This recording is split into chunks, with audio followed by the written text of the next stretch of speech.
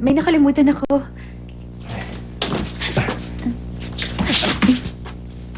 Ay, tumabi ka!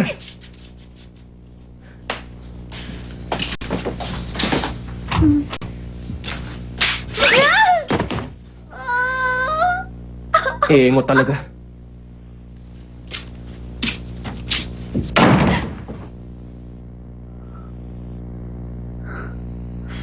Hindi mo dapat.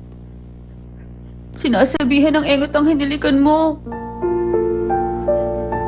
Bakit ganun? Parang nawawala ako sa sarili. Ang engot ko talaga.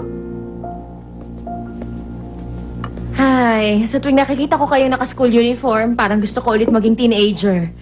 Kanina habang tinitignan ko kayo, parang gusto ko naman bumalik sa college. Ano ba nangyayari? Tignan mo, honey. Ang gwapo ni Jello, hindi ba? Ayaw niyang pumunta sa salon, kaya hinila ko siya papunta doon para maayusan. Ano? Maganda, di ba? Opo, mas gwapo na siya. Sabi ko sa'yo mas gwapo kang tignan ngayon. Tapos na akong kumain. Alis na po ako. Marami pa namang oras. Dito ka na muna. Sandali, hintayin mo naman si Honey. Uy, kamusta? Hi! Kala ko hindi ka na darating. Pwede ba naman yun? Ang dami ko pa kasing ginawa Stop sa muna tayo. bahay. Sigurado gutom ka na, no?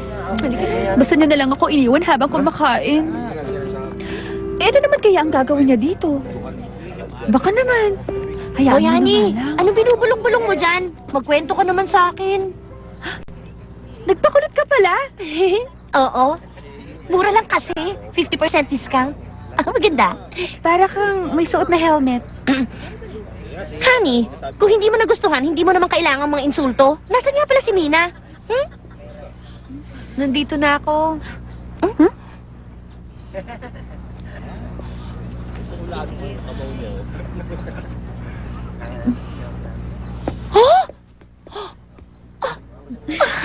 Ikaw na ba talaga yan, Mina?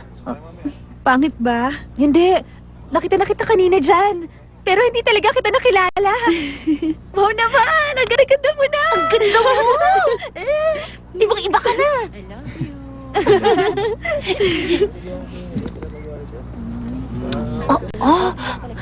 Sayang. Kailangan ko yatang mag-college. Tinapon mo na books mo. Ang dami ng homework.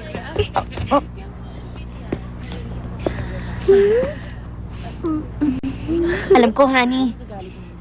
May tinatago ka sa amin. Sabihin mo, ano ba yun? Ano yun? Sabihin mo, ano yun? Wala yun. Ba't mo tinatakpan yan?